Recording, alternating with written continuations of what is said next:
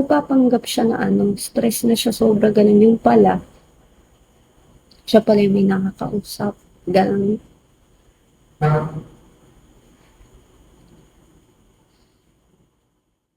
Thank you, napansin ko yung kilay ko, ang ganda 'no, joke lang, kilay lang 'yan, kilay lang maganda.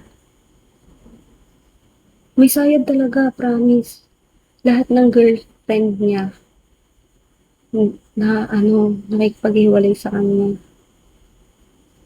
Tsaka nalaman ko lang yun kasi naging friend kami nung ex niya before pa ako. Ganun.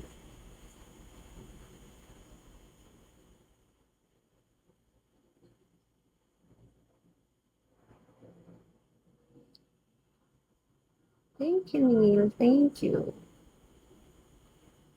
Ayun. Hello, Zed.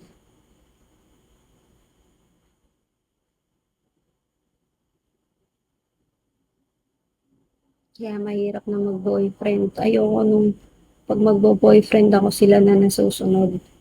Subukan nyo lang. Ganun. Kaya ako lumayo kasi ano, na-stress na ako.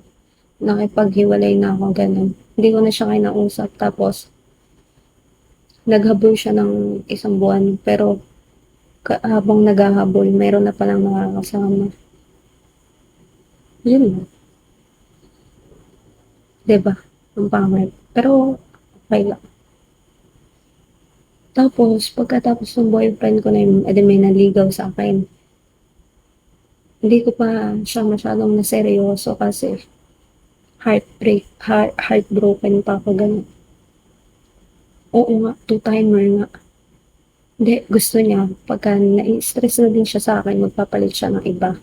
Ganon. Eh, siya ngayon nakaka-stress eh. Kung nanonood ka man dito, ha, joke lang. Alam mo yan, ikaw yung nakaka-stress. Ah, naman kita, joke lang. Hindi, joke lang yan. Pero, lahat ng kanento ko, totoo. Nagugutom na naman ako.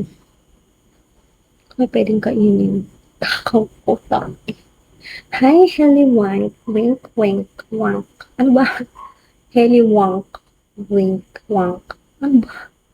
Helly Wank. Huh? Where are you from? Where are we? Where are we? Where are we? I'm from Philippines. And you? Where are you from? Hmm. Ano? Oo, niloko niya ako, ganun. Tapos, syempre, papalabasin niya na ako yung nagloko. Ganun naman talaga, di ba? Para hindi maging masama sa ano. I don't know what. I don't know where is Papua.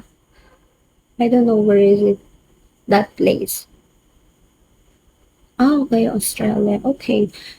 Hello, Helen Wank. Can you please talk to me in English because I want to be fluent in English because I'm so ano daw? Because I want to learn more about English. Yeah.